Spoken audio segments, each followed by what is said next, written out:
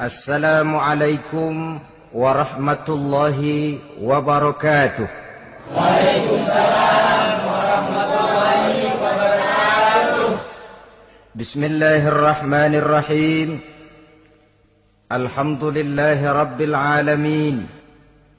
Wassalatu wassalamu ala ashrafil anbiya'i wal mursalin, Sayyidina wa maulana Muhammadin wa ala alihi wa ashabihil mujahidin at-tahirin, amma ba'du. Saudara-saudara kaum muslimin rahimakumullah.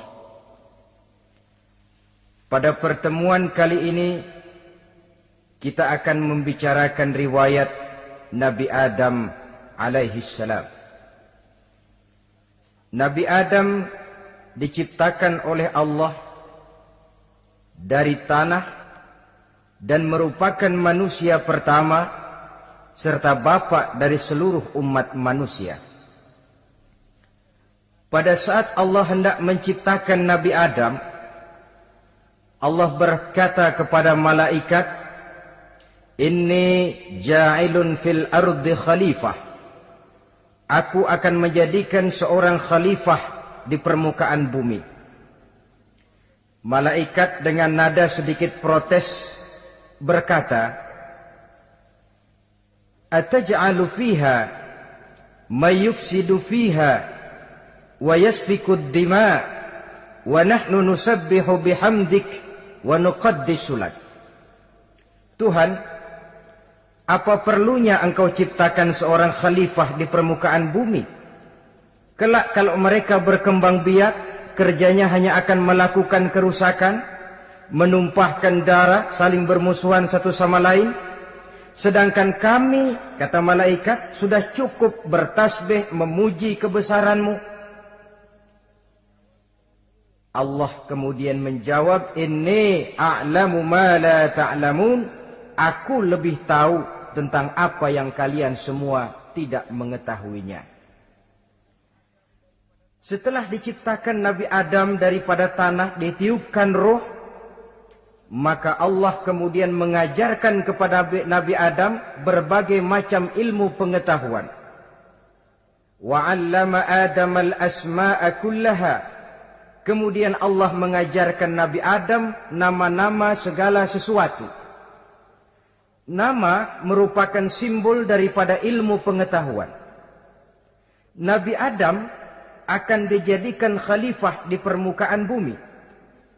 Maka dibekali oleh Allah Subhanahu wa taala al-asma'a kullaha, nama-nama segala sesuatu. Yang dimaksud di sini ialah al-ulumal katsirah, ilmu pengetahuan yang banyak. Malaikat pada mulanya protes. Kami kan sudah cukup bertasbih Tuhan. Kami kan sudah cukup memujimu. Untuk apa lagi membuat manusia sebagai khalifah di permukaan bumi? Seolah-olah malaikat tidak setuju. Allah yang maha tahu rahasia segala sesuatu memberikan vonis, aku lebih tahu tentang apa yang kalian semua tidak tahu. Oleh karena Nabi Adam dipersiapkan untuk menjadi seorang khalifah di permukaan bumi, maka dibekali oleh Allah dengan ilmu pengetahuan. Begitu Nabi Adam dan begitu kita. Karena bukan cuma Nabi Adam, kita pun oleh Allah dijadikan sebagai khalifah-khalifah di permukaan bumi ini. Yang nilai kekhalifahan kita bergantung kepada kondisi kita masing-masing. Ada orang yang menjadi khalifah level internasional, menjadi pemimpin dunia Islam. Ada orang menjadi khalifah level nasional saja. Ada khalifah tingkat kota saja, ada khalifah tingkat kecamatan, ada khalifah tingkat RW, RT, sekurang-kurangnya khalifah untuk tingkat rumah tangga masing-masing. Nah, tanpa membekali diri dengan ilmu pengetahuan, jangan berharap kita akan bisa melaksanakan tugas sebagai khalifah di permukaan bumi ini. Apapun saja, Nabi mengajarkan man arada dunya fa'alaihi bil ilmi wa man arada al akhirata fa'alaihi bil ilmi wa man aradahuma fa'alaihi bil ilmi. Siapa yang menginginkan dunia harus dengan ilmu. Yang menginginkan akhirat juga harus dengan ilmu. Yang menginginkan dunia akhirat juga harus dengan ilmunya. Tanpa dasar ilmu, maka manusia tidak akan bisa menjalankan tugas kekhalifahan. Setelah diajarkan Adam nama segala sesuatu, dikonfrontir, dihadapkan dengan malaikat. Hei malaikat, kalau tadi kamu bilang buat apa perlunya menciptakan khalifah? Nih bentuknya. Adam. Sekarang hei malaikat, coba kamu sebutkan nama segala sesuatu ini yang ada di sini ini. Malaikat berkata, Subhanaka la ilma lana illa ma 'allamtana. Ya Allah, kami tidak punya ilmu, kami tidak tahu semua itu kecuali apa yang telah Engkau ajarkan kepada kami. Kalau kamu tidak sanggup, Adam, sebutkan nama-nama semua itu. Adam menyebutkannya dengan lancar. Ketika itulah Allah memerintahkan malaikat untuk sujud kepada Nabi Adam alaihi salam. Sujud di sini bukan sujudul ibadah, sebab sujud ibadah kepada yang selain Allah haram. Tapi sujud di sini sujudut tawadhu' i'tirafan bifadli Adam. Sujud merendahkan diri sebagai pengakuan terhadap keutamaan dan kelebihan Nabi Adam. Maka orang yang banyak ilmunya lebih utama dari orang yang hanya banyak ibadahnya. Bahkan iblis lebih takut kepada orang alim yang sedang tidur daripada orang goblok yang lagi ibadah. Model ini diceritakan dalam Ihya-nya Imamul Ghazali. Iblis masuk ke masjid mau menggoda orang lagi sholat. Sudah masuk di pojok masjid, dia lihat orang lagi tidur. Ngacir iblis keluar, cepat benar. Pucat mukanya. Ketemu di jalan sama temannya. Kenapa lari, Mas?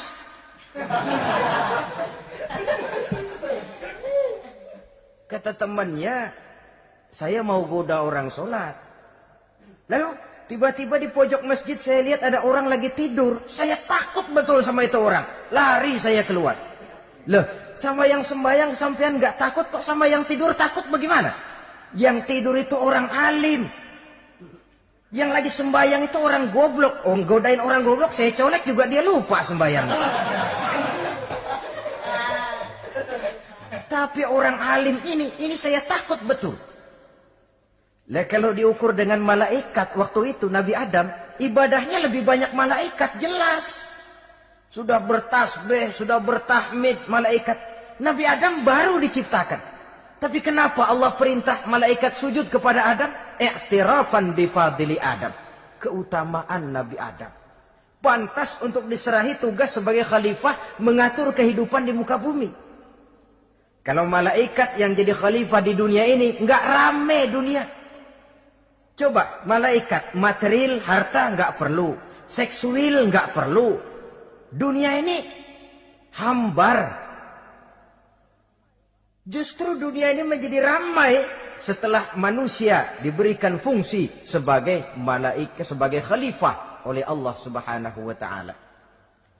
Saudara-saudara kaum muslimin rahimakumullah, setelah nyata kelebihan Nabi Adam, maka Allah perintahkan Nabi Adam tinggal di surga dengan segala kenikmatan yang ada di dalamnya.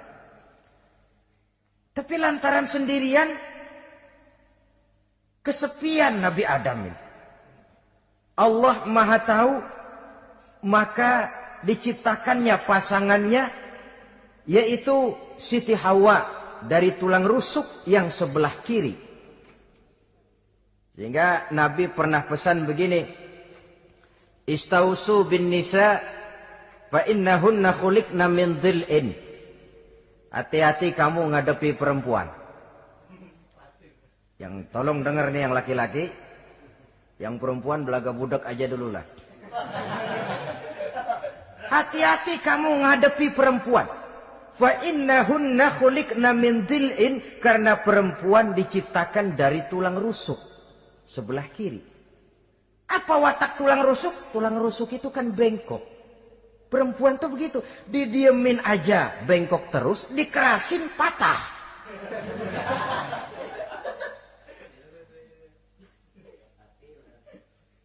Saudara-saudara, di sini kita ambil satu hikmah bahwa ternyata yang bikin hidup terasa enak karena di sekitar kita banyak orang lain. Bodoh manusia kalau dia merasa bisa hidup sendirian. Tinggal di tengah kampung tapi gayanya gaya orang tidak mau kenal dan tidak mau tahu sama tetangga. Jangankan di dunia, di sorga saja Nabi Adam karena sendiri, kesepian. Apa saudara mau tinggal di Jakarta? Apa saja di Jakarta, sudahlah milik saudara. Hotel Indonesia dikasih saudara, Hotel Borobudur punya saudara, Monas buntel bawa pulang. Semanggi ambil, tapi di Jakarta saudara tinggal sendirian. Kira-kira enak nggak? Ternyata yang bikin hidup terasa nikmat karena di sekitar kita banyak orang lain. Begitulah Allah ciptakan Siti Hawa. Setelah diciptakan Siti Hawa, natur manusiawi. Nabi Adam mau main pegang aja. Kata Allah, hai Adam, jangan kau sentuh sebelum kau bayar maharnya. Maharnya apa ya Allah? Maharnya antusalli ala Muhammadin sallallahu alaihi wasallam. Maharnya kau bersolawat kepada Nabi Muhammad. Manusianya belum lagi diciptakan tapi namanya sudah ada. Nurnya sudah ada. Bahkan dijadikan mas kawin antara Adam dengan Hawa. Karena itu dalam Islam sebenarnya urusan kawin itu bukan yang sulit. Maka jangan dipersulit. Tapi juga jangan digampang-gampangin.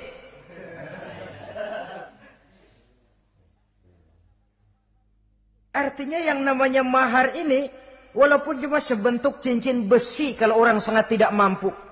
Bahkan dengan mengajarkan Fatihah saja sah sudah. Saya terima nikahnya Fulanah binti Fulan, dengan mas kawinnya saya ajarkan dia surah Fatihah. Kalau memang kere betul, tidak punya apapun, sah sudah.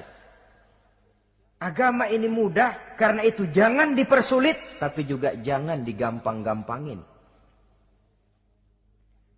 Setelah itu Allah memerintahkan, Ya Adam uskun anta wa zawjukal jannah.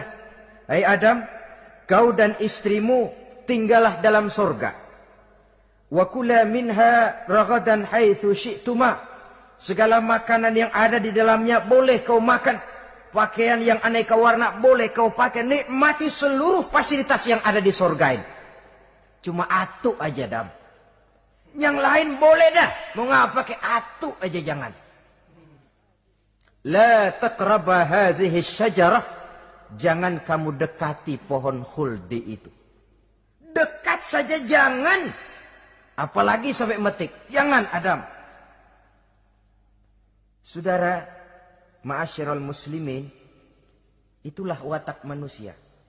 Kalau ada 10 persoalan, yang 9 boleh, yang 1 tidak boleh, yang tidak boleh yang bikin dia penasaran. Gua pengen tahu ngapa kagak boleh sih. Timbul penasaran.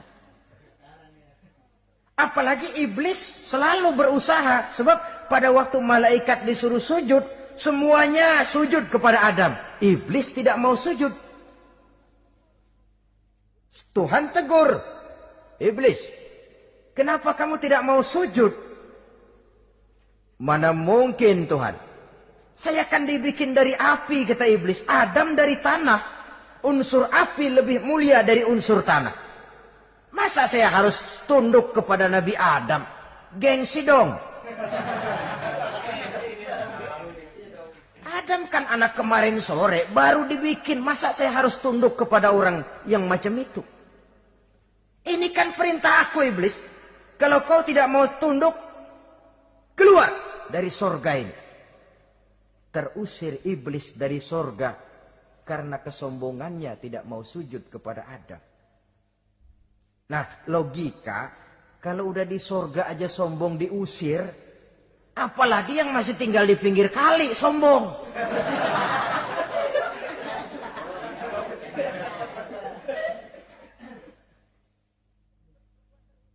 Tapi Tapi sejak peristiwa terusirnya itu, iblis bikin proklamasi. Apa proklamasi iblis? Rabbi fanzirni ila yaumi yub'asun. Ya Allah, gara-gara Adam saya diusir dari surga. Saya minta kepadamu ya Allah, beri saya kesempatan sampai hari manusia dibangkitkan. Kata Tuhan, innaka minal munzarin. Oke, silakan. Mau apa iblis? Rabbi bima aghwaytani la uzayyinanna lahum fil ardi wa la ughwiyannahum ajma'in. Ya Tuhan, disebabkan engkau telah menyesatkan aku, akan aku hiasi mereka manusia dengan kejahatan yang ada di muka bumi ini, dan aku akan sesatkan mereka semua. Ini proklamasi iblis. Gara-gara Adam saya terusir dari surga, maka sejak saat ini Adam dan seluruh keturunannya musuh bebuyutan saya. Akan saya lakukan segala macam cara untuk menggelincirkan manusia agar mereka menjadi orang yang engkau murkai ya Allah. Kemudian Allah memberikan jawaban. Dialog ini saudara bisa lihat dalam surah Al-Hijr ayat 40, 41 sampai 44. Kata Allah apa? Inna ibadi laisa laka alaihim sultanun illa man ittaba'aka minal ghawin.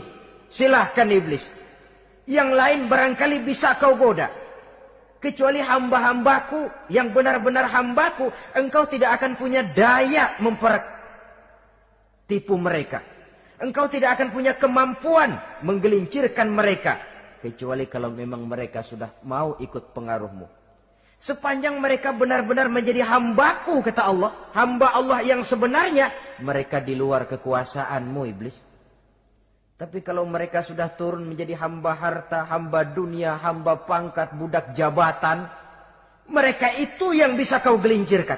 Selama mereka masih tetap sebagai hambaku, kata Allah, mereka di luar jangkauan kekuatan dan kekuasaanmu iblis. Nah, sejak saat itu kan iblis selalu nyari jalan, nyari lantaran bagaimana Adam nih supaya dia tergelincir. Gara-gara dia saya diusir dari surga. Nguping terus iblis.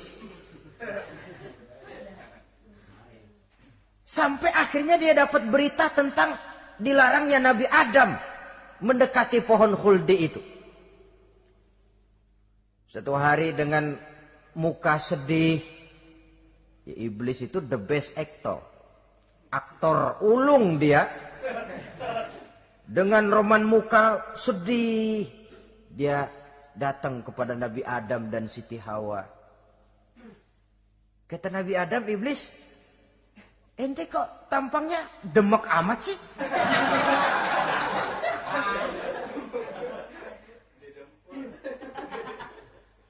Kenapa begitu sedih? Adam, saya sebenarnya tidak ada yang bikin saya sedih. Cuma saya dapat berita bahwa engkau tidak akan selamanya di dalam surga ini. Wah Adam, kalau engkau bisa tetap tinggal di surga bersama istrimu, alangkah bahagianya saya, kata iblis. Tapi saya dapat kabar, ente nggak bakalan lama-lama di surga. Buktinya ente dilarang makan buah khuldi. Khuldun artinya kekal. Kalau kau makan buah itu, kau akan kekal di surga Adam. Tuhan nggak pengen, makanya dilarang. Wa qasamahuma inni lakuma laminan nasihin. Untuk memperkuat omongannya, sumpah si iblis. Bener Dam, saya sih ngomong cuma buat kepentingan ente. Saya sayang sama ente. Yang tahu cuma saya dah. Bicaranya seolah-olah untuk kepentingan Nabi Adam. Sebenarnya tujuannya tidak lebih menjerumuskan Nabi Adam. Begitu iblis zaman dulu, zaman Adam. Dan begitu iblis zaman sekarang. Seolah-olah bicaranya untuk kepentingan umat Islam. Tapi sebenarnya tujuannya ngelecehin. Memperdayakan umat Islam. Dia bilang kepada Adam. Saya sih cuma ngasih saran Adam. Kalau ente pengen selamanya di surga, petik aja tuh buah. Pokoknya beres dah. Itu si Tuhan ngelarang aja bohongin doang lo. Supaya kau dan istrimu tidak lama-lama di surga, maka dilarangnya kau memakan buah khuldi itu. Udah, embat aja. Saudara-saudara, tipu daya iblis ini bisa kita baca dalam surah Al-A'raf ayat 20 sampai ayat 22. Nabi Adam tergoda, ditambah oleh bujuk rayu Siti Hawa. Nabi Adam yang setengah hati itu akhirnya terpancing betul. Sebab itu perempuan, walaupun peranannya tidak begitu kelihatan, tapi memang sangat menentukan. Tidak ada seorang suami bisa sukses jadi apapun dia tanpa peran serta istrinya. Karena itu sebagai muslim, kita punya teman hidup dan kita punya lawan hidup. Siapa teman hidup kita? Dalam arti sempit, teman hidup kita istri. Kalau dia istri tentu suami yang taat kepada Allah dan Rasulnya. Dalam arti luas, teman hidup kita ialah setiap muslim. Setiap orang yang pandangan hidupnya sama dengan kita. Itu teman hidup. Lalu lawan hidup kita siapa? Lawan hidup kita secara mutlak iblis dalam segala bentuknya. Iblis yang berbentuk halus, ini ngusirnya rada lebih gampang. Konon ya, iblis setan itu kalau dengar orang azan kan lari. Takut dia. Dibacakan bismillah, minggir. Yang sulit diusir ini iblis yang berbentuk manusia. Diazanin nyengir.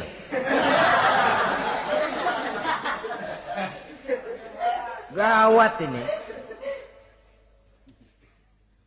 Saudara-saudara, ini musuh dalam artian mutlak. Sedangkan musuh dalam artian ideologis, setiap orang yang pandangan hidupnya tidak sama dengan kita. Bahasa langsungnya, setiap orang di luar Islam secara ideologis, ya. Adapun secara manusiawi, kita tetap toleransi, saling menghormati, setuju dalam perbedaan pendapat, kembali kepada prinsip lakum dinukum. Kewajiban saling menghormati sesama manusia, tapi secara ideologis tidak ada kompromi. Begitulah Nabi Adam tergoda. Dan begitulah iblis selalu menggoda keturunan-keturunan Nabi Adam. Sampai kepada kita sekarang ini. Tiap kali kita hendak melakukan berbagai kebaikan, iblis ini mulai bisik, kasak, kusuk, kesek. Saudara tadi dari rumah mau berangkat niat dengerin ceramah macam ini. Apa dikira iblis enggak? Wah, gatal iblis. Kata iblis, alah jangan bertingkah lah dengerin ceramah. Ceramah mah urusan 70 ke atas. Ente masih muda. Berjuang kita. Jihad, bismillah. Tidak, saya mau dengar ceramah. Berangkat kita ke tempat ini. Sampai di sini apa dikira iblis diam? Enggak. Dia bisikin lagi. Iya. Lo hadir ke sono dah. Cuma nyampe sono lo ngomong aja ngomong dah. Ustadz mah jangan didengerin, ngomong aja udah. Perang lagi jihad, saya nggak mau ngomong, mau dengerin betul-betul. Kata iblis, iya lo dengerin dah, jangan ngomong, cuman pules.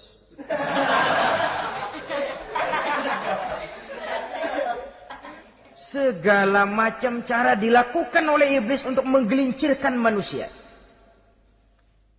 Ketika Nabi Adam mengambil buah khuldi itu, datanglah murka Allah. Adam, seolah-olah kalau bahasa kita, kelewatan kamu Adam. Dari belum ada aku ciptakan kau. Barangkali kau merasa kesepian, aku ciptakan Hawa. Aku tinggikan derajatmu dari malaikat sampai malaikat sujud kepadamu. Aku perintahkan kau tinggal di sorga dengan seluruh fasilitas yang ada di dalamnya. Cuma satu yang aku minta, jangan dekati pohon khuldi, engkau tidak sanggup Adam. Keluar dari sorga ini. Terusir Nabi Adam dan Siti Hawa dari sorga. Turun ke dunia ini. Turun terpisah lagi. Ya Allah. Orang itu kalau biasa susah, ketemu susah sih emang lalap namanya. Makanannya. Tapi biasa seneng ketemu susah. Ini yang kalau tidak kuat mental. Tengoklah zaman sekarang kan nih. Kalau tuan-tuan rajin baca pos kota. Kayaknya nyawa murah bener. Pasal duit 100, nyawa hilang. Pasal diputusin pacar, begon ditenggak. Gantung diri pakai tali plastik. Murah betul kelihatannya jiwa itu. Sehingga pantas kalau Nabi pernah katakan irhamu salasatan minan nas. Sayangilah 3 macam manusia. Pertama, azizan zalla, orang mulia yang jatuh hina. Pejabat tinggi kalau pensiun kesian bener. Ya Allah. Udah nggak ada yang ngasih hormat, tanda tangan nggak laku.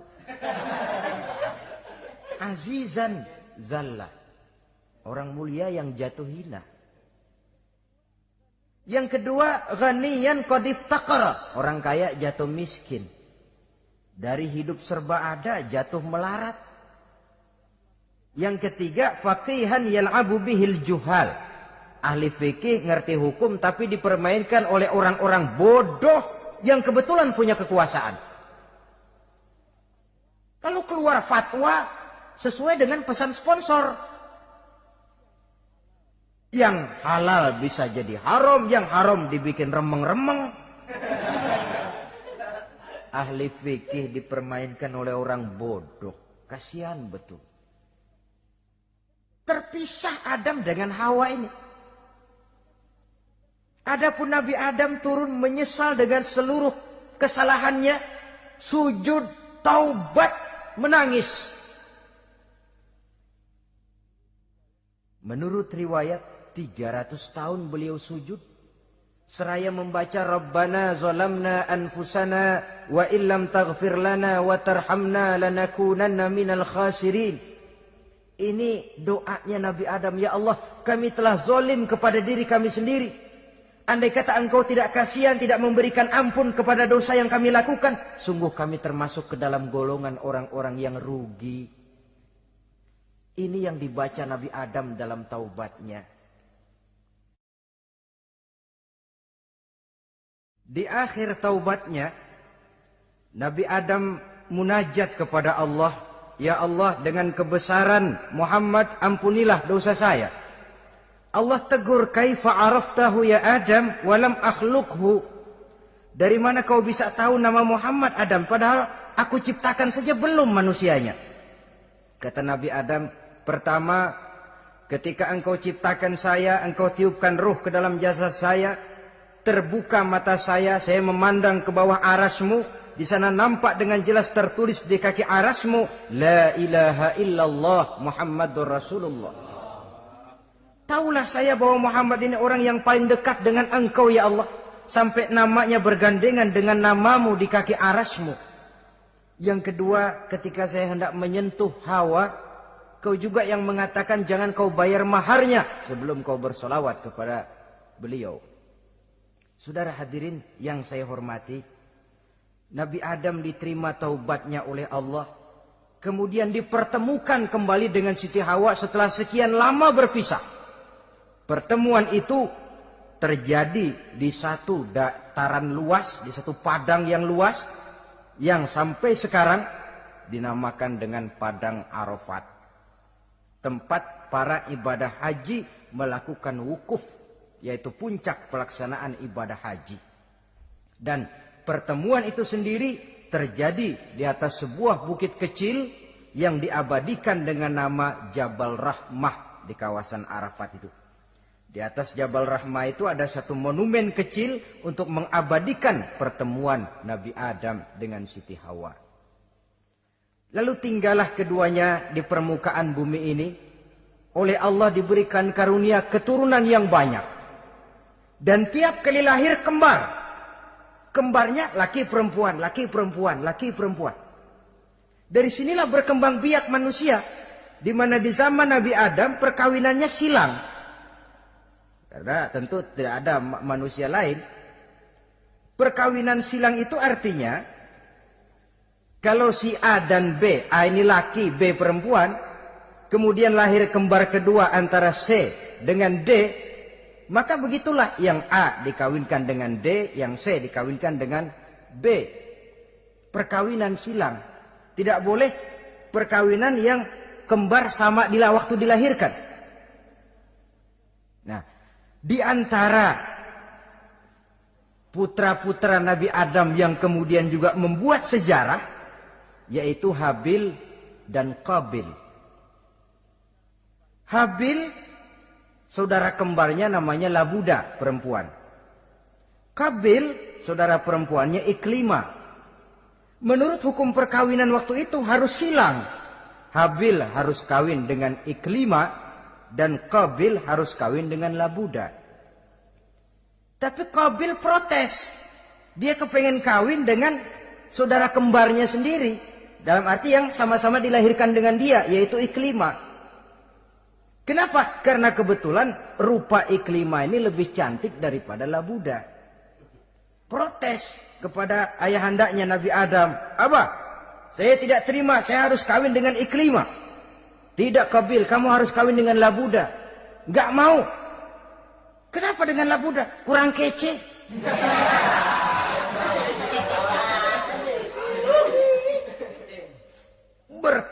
Bertengkar, Nabi Adam tidak berhasil menyelesaikan. Lalu diserahkan saja kepada Allah. Kata Allah begini saja, bikin korban. Kamu berdua, Habil, Qabil. Siapa yang korbannya aku terima, dia boleh kawin sama Iklima. Ternyata korban yang diterima adalah korbannya Habil. Jadilah Habil kawin dengan Iklima. Tapi Qabil tidak puas. Dendam kesumatnya timbul, iblis ngilikin. Kresek. Akhirnya dibunuh saudaranya Habil ini. Inilah sejarah pembunuhan pertama dalam kehidupan manusia. Qabil membunuh Habil. Habis dibunuh bingung.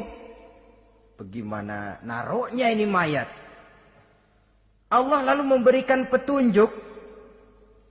Dalam Al-Ma'idah ayat 31 itu dijelaskan. Ada burung gagak berantem sama burung. Yang satu mati. Nah, oleh yang masih hidup, tanah ini dicakar-cakar sama kakinya dan sama paruhnya. Sehingga berbentuk lubang, bangkai saudaranya itu dimasukin ke lubang itu lalu diuruk lagi pakai tanah oleh cakar kakinya dan paruhnya itu. Sehingga Qabil, cara ini bisa. Itulah sejarah penguburan pertama dalam perkembangan manusia.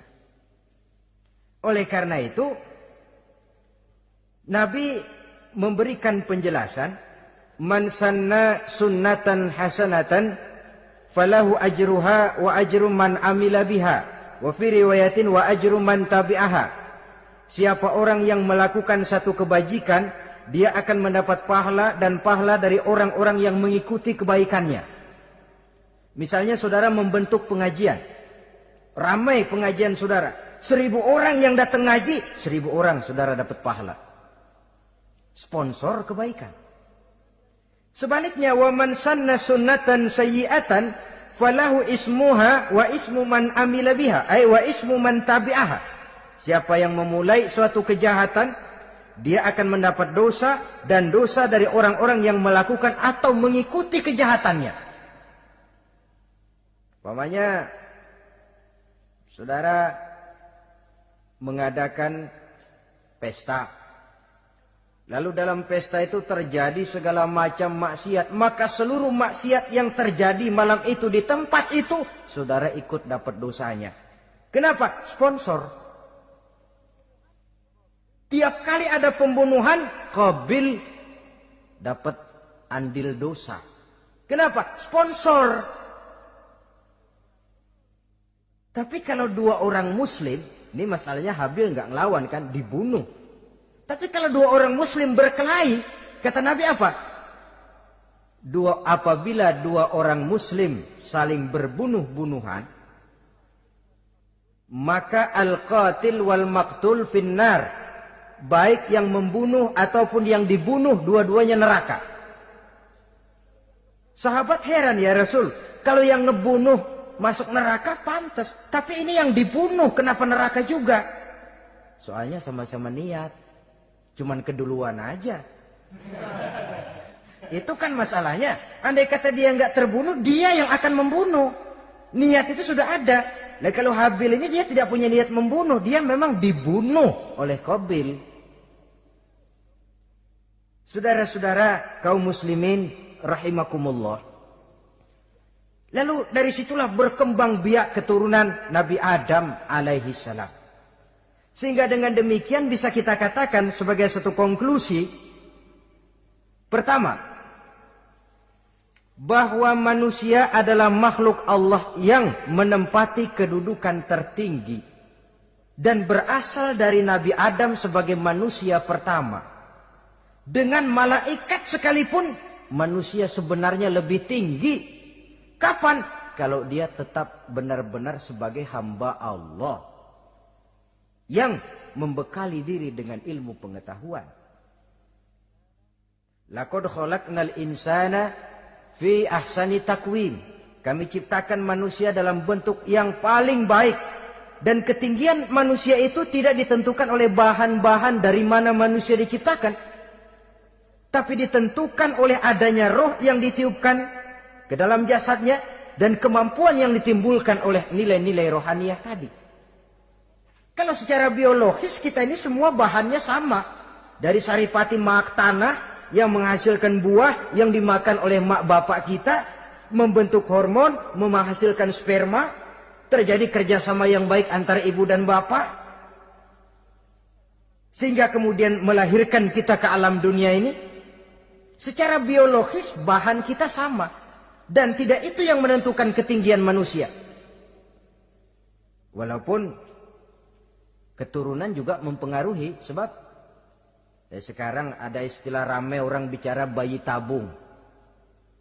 Dan majelis ulama sudah memberikan fatwa kalau spermanya itu berasal dari sang bapak, tidak jadi masalah.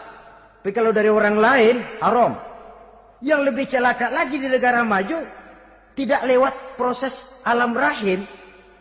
Jadi dalam satu tabung yang diberikan suhu yang mirip dalam kandungan, di situ dipertemukan antara sperma, air mani laki-laki, dengan ovum, air mani perempuan. Diberikan suhu yang mirip dalam kandungan, dan itu diharapkan bisa menghasilkan manusia lewat tabung kaca itu. Saya tidak sanggup bayangkan kalau sekarang orang tanya asal-usul kita, kan kita masih enak jawab. Kamu anak siapa? Oh, bapak saya Fulan, ibu saya Fulana. Oh, kenal saya. Tapi manusia yang akan datang kalau proyek ini berhasil, bapakmu siapa? Enggak tahu, saya dulu keluar dari tabung, Pak.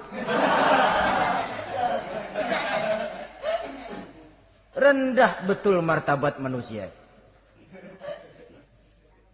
Sama saja dengan ada perempuan pernah protes, Pak, Islam itu enggak adil katanya. Kenapa? Masa dalam Islam laki-laki boleh kawin lebih dari satu, tapi perempuan enggak boleh kawin lebih dari satu? Supaya sama-sama adil, boleh dong perempuan punya laki lebih dari satu. Saya bilang, justru disitulah Islam itu hendak menjaga martabat manusia. Kalau seorang suami punya istri empat-empatnya lalu hamil, bapaknya jelas. Tapi kalau perempuan satu punya suami 4, lalu hamil, bapaknya yang mana ya?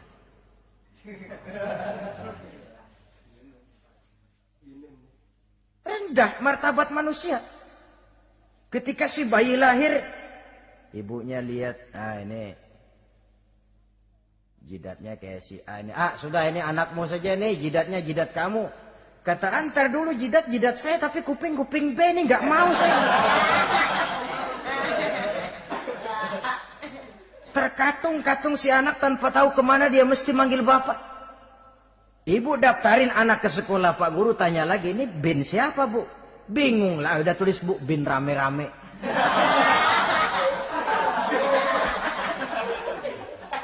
Kan rusak martabat manusia kalau sudah begitu. Justru Islam ini menjaga ketinggian martabat manusia. Jadi manusia itu fi ahsani takwim. Kapan? Kalau dia bisa menjaga kehambaannya di hadapan Allah dengan melaksanakan fungsi sebagai khalifah di permukaan bumi. Tapi bila dia sudah tidak lagi menjadi hamba Allah, tidak lagi berfungsi sebagai khalifah, dia sudah masuk summa radadnahu asfala safilin. Kami kembalikan ke tempat yang paling rendah, lebih rendah dari binatang sekalipun. Kalau dia tetap menjaga posisinya lebih tinggi dari malaikat. Malaikat saja sujud kepada Nabi Adam. Apalagi kepada makhluk-makhluk yang lain manusia ini. Tapi kalau dia tidak pandai, lebih rendah daripada binatang. Inilah uniknya makhluk bernama manusia. Dengan posisinya dia bisa menjadi lebih tinggi dari malaikat. Tapi juga dia bisa meluncur lebih rendah daripada binatang. Untuk menjaga itulah diperlukan agama dalam kehidupan kita sekarang ini. Bukan cuma sebagai lipstick, tapi sebagai pedoman, sebagai way of life. Yang akan mewarnai cara kita berpikir, state of mind, rule of thinking. Cara kita memandang kehidupan ini. Diwarnai oleh nilai-nilai agama. Dengan demikian, maka manusia bukan keturunan kera. Sebab ada satu teori, namanya teori evolusi, yang disampaikan buat pertama kali oleh Charles Darwin. Dia mengemukakan teori bahwa perkembangan kehidupan sesungguhnya di dunia ini menunjukkan mata rantai yang utama melalui apa yang dia namakan seleksi alamiah. Mula-mula dari ikan, melalui seleksi ke amfibi. Dari amfibi ke reptil, dari reptil ke mamalia. Dari mamalia ke mamalia kecil. Dari mamalia kecil ke primat. Dari primat ke monyet. Dari monyet menjadi Homo erectus. Ini teori Darwin. Tapi dia tidak jelas-jelas mengatakan bahwa manusia keturunan monyet. Hanya seketurunan. Seketurunan kan tidak berarti keturunan. Begini saja. Toyota Kijang sama Toyota Corolla itu seketurunan. Tapi Corolla dengan Kijang kan lain. Cuma seketurunan. Dalam arti sumbernya sama. Makhluk yang tidak tahan seleksi alam oleh udara yang sangat dingin, perkembangan cuaca yang sangat panas, gempa bumi dan sebagainya, seleksi alam dia namakan, hilang, musnah dari peredaran. Seperti ada binatang raksasa itu, dinosaurus, sekarang kan cuma tinggal dongeng saja, tinggal nama atau kerangka. Itu oleh seleksi alam dia nggak lulus, hilang. Yang bertahan, yang lulus seleksi alam. Manusia walaupun kecil yang lulus seleksi alam ini. Biar dihantam gempa bumi, angin topan, tetap aja ngejedok. Nah, teori Darwin ini, teori evolusi ini didukung dan dibuktikan oleh peninggalan fosil atau binatang dan tumbuhan yang hidup dan mati selama perkembangannya. Dari bentuk organik pertama hingga pendahulu terdekat daripada manusia. Tapi ada satu kelemahan dari pokok daripada teori evolusi ini. Pertama, garis perkembangan dari Homo erectus, yakni manusia jalan tegak, semacam gorila gitu, sampai kepada manusia mutaakhir masih belum menentu. Artinya, okelah, kalau manusia seketurunan dengan kera, batas antara manusia yang wujud sekarang dengan manusia purba itu apa? Yang menjadi penghubung. Monyet tidak mungkin. Ini dianggap mata rantai yang hilang. Missing link namanya dalam istilah ilmiahnya. Dan ini masih dicari sampai sekarang. Kalau pendahulu terdekat manusia mutaakhir ini manusia purba. Katakan Homo erectus, manusia jalan tegak. Lalu generasi sudah itu sebelum berbentuk manusia apa? Ternyata sampai sekarang masih ada missing link. Mata rantai yang hilang. Lalu yang kedua, teori evolusi berhenti kepada manusia mutaakhir. Kalau memang kita manusia sekarang ini hasil evolusi, tentu kita akan terus berevolusi lagi. Dan akan jadi apa kita nanti? Ternyata sudah ribuan tahun manusia tetap manusia begini-begini aja. Tidak berevolusi kita ini. Apa lalu matanya jadi cuma satu di tengah? Hasil evolusi? Kan tidak. Tidak berevolusi. Jadi kembali kepada Quran, manusia pertama adalah Nabi Adam. Dan manusia-manusia berikutnya keturunan daripada Nabi Adam. Dan bukan hasil evolusi daripada monyet. Juga tidak akan berevolusi kemana-mana. Kalau demikian benarkah teori evolusi? Untuk mengatakan mutlak benar, bukan wewenang kita. Untuk mengatakan salah total, juga kebenaran ilmu adalah relatif sebagai relatifnya daya pikir manusia. Di samping dia harus membuktikan kebenarannya, maka kebenaran ilmiah adalah kebenaran yang relatif dan temporer. Contoh kecil saja. Dulu orang berteori bahwa bagian yang terkecil dari suatu benda namanya molekul. Kan begitu? Molekul ini nggak bisa dibagi-bagi. Bagian yang paling kecil dari suatu benda namanya molekul. Ilmu terus berkembang. Ternyata molekul sebenarnya terdiri daripada atom. Atom itulah bagian terkecil dari suatu benda yang nggak bisa dibagi-bagi lagi. Nah, berubah sudah teori pertama. Tidak jadi molekul sekarang, atom. Belakangan rupanya atom masih tersusun dari partikel-partikel. Partikel inilah bagian yang terkecil dari satu benda. Berubah lagi sudah. Dan tidak mustahil akan ada penemuan bahwa partikel pun masih bisa dibagi-bagi lagi. Begitu juga dengan teori evolusi ini. Sehingga beberapa ahli semacam Dr. Charles Oxnard, Dr. Jane Paul Hallett dari Chicago dan California, mereka sudah membantah teori evolusi ini. Namun masalah paling pokok dari kita ialah kita diciptakan oleh Allah berasal dari Nabi Adam alaihi salam. Nabi Adam diciptakan dari tanah. Dan kita bukan hasil dari evolusi, juga tidak akan berevolusi. Nah, lalu kepada makhluk bernama manusia diberikan fungsi sebagai khalifah di permukaan bumi ini. Ini yang dulunya malaikat protes. Sebagai khalifah, tugas kita apa? Khalifah Allah di muka bumi. Menerjemahkan sifat Allah sesuai dengan batas-batas kemanusiaan kita. Allah Maha Pengasih, berusahalah kita pengasih kepada makhluk sesuai dengan batasan manusiawi kita. Allah Maha Menolong, ringan tanganlah kita menolong orang yang memerlukan sesuai dengan batas kemampuan kita. Fungsi khalifah. Untuk bisa berfungsi sebagai khalifah secara baik, kita harus mempunyai modal yang dinamakan ilmu pengetahuan. Dan Islam sangat menggalakkan itu.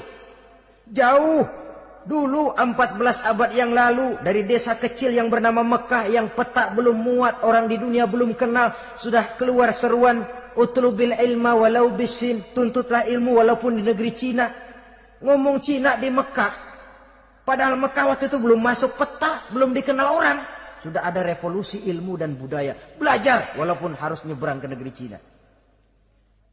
Lalu ada lagi misalnya allimu auladakumus sibahata warrimayah, kata Nabi. Ajarkan anakmu renang dan lempar. Lempar lembing, lempar cakra. Olahraga. Satu tanda Islam agama masa depan. 14 abad yang lalu di Saudi Arabia, Nabi mengajarkan ajari anakmu berenang. Kalau Islam agama untuk orang Arab saja, mau berenang di pasir. Tapi wawasan pandangannya luas. Bahwa Arab sebagian besar memang Islam, betul. Tapi Islam bukannya Arab, itu juga jelas. Sepanjang kita masih menjadi khalifah Allah, maka sepanjang itu kita fi ahsani taqwim. Nah, sebagai khalifah Allah kita bertugas membudidayakan alam ini. Kita kadang-kadang terlalu. Ada ayat, wa ma min dabatin fil ardi illa 'alallahi rizquha. Semua yang melata di muka bumi dijamin rezekinya oleh Allah. Ayat itu betul. Hak karena datang dari Allah. Bahwa rezeki disediakan di muka bumi, memang. Tapi rezeki itu tidak turun begitu saja laksana jatuhnya embun di waktu pagi. Kita harus berusaha. Dan usaha manusia mencari rezeki lain dengan ayam. Kalau ayam dari tahun atu. Nyari rezekinya tuh modalnya cuma ceker patok. Coba, dari tahun 1 ayam, asal punya ceker, punya patok, sudah dapat rezeki dia. Nggak perlu masuk TK, SD, SMP. Tapi manusia cari rezeki, apalagi zaman sekarang. Persaingan hidup tajam, lapangan kerja sulit, tensi ekonomi tinggi. Masuk sekolah urusan, tamat sekolah urusan. Kadang-kadang dilema juga. Masuk perguruan tinggi negeri sulitnya setengah mati kayak onta masuk ke lubang jarum. Masuk perguruan tinggi swasta yang favorit biayanya selangit. Artinya tanpa membekali diri dengan ilmu, keahlian, skill, kemampuan, fungsi sebagai khalifah sulit untuk bisa kita laksanakan. Saudara-saudara kaum muslimin yang berbahagia. Kalau fungsi khalifah ini mampu kita laksanakan, iblis putus asa sudah. Sebagai khalifah, di satu pihak kita menyembah hanya kepada Allah, di lain pihak kita membudidayakan alam ini. Ada apa sih di perut bumi? Minyak, gas, timah, emas. Ada apa sih di lautan? Pelajari lewat oceanografi, membudidayakan alam. Air sungai supaya arusnya nggak mengalir mubazir. Ada manfaatnya, bisa menimbulkan energi yang menghasilkan tenaga listrik. Bisa mengairi persawahan, irigasi. Bikin apa? Bikin dam, membudidayakan alam. Tapi juga mengislamkan budidaya itu. Bahasanya mengkulturkan natur, mengislamkan kultur. Membudidayakan alam dan mengislamkan budi dan budaya manusia ini. Sehingga apapun yang kita kelola dari alam ini nantinya akan untuk menunjang tugas sebagai khalifah, sujud kepada Qadhi Rabbul Jalil. Saudara-saudara, maka bersyukur kita oleh Allah dijadikan manusia. Tidak pesan, terima beres, cantik. Dari segi biologis maupun psikologis, tidak ada makhluk secantik manusia. Dibekali dengan agama di samping akal. Sehingga agama membimbing akal agar sampai kepada kebenaran yang hakiki. Kita sebagai keturunan Nabi Adam memegang fungsi khalifah. Jadi jangan main-main loh, kita ini turunan Nabi, betul ini. Saudara-saudara yang hadir semua di depan saya ini, termasuk saya, kita gini, turunan Nabi kita ini. Nabi Adam. Jangan main-main loh, turunan Nabi gini-gini. Nabi Adam.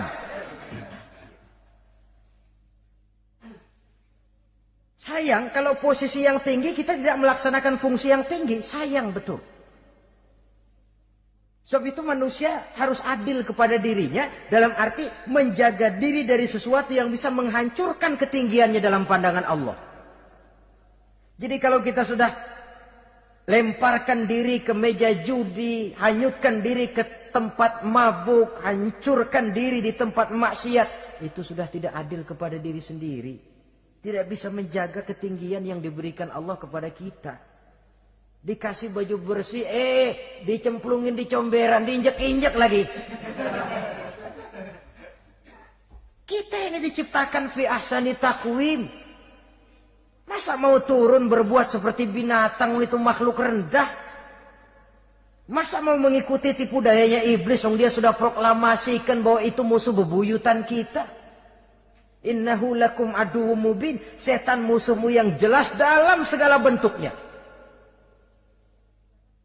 Saudara-saudara, nah, untuk berfungsi sebagai khalifah ini sekali lagi, bekali diri dengan ilmu pengetahuan. Dan ilmu itu di zaman kita sekarang tentu kalau Nabi Adam diajari langsung oleh Allah, wa 'allama Adam al-asma'a kullaha. Lah kalau kita mau nunggu Tuhan ngajarin, geblek terus. Ya tidak mustahil Allah memberikan ilmu yang disebut ilmu laduni ya. Transfer. Langsung Allah memberikan kepada seorang hamba, membukakan pintu hatinya. Tapi bukan potongan kayak kita yang dapat ilmu laduni macam begitu. Satu contoh. Menurut ceritanya, Hadratus Syekh Kiai Hasyim Asy'ari itu kan ngaji beliau kepada Kiai Khalil Bangkalan, Madura. Kiai Khalil ini wali. 2 tahun. Berguru di sana enggak diajarin apa-apa. Cuma kalau pagi nyari rumput.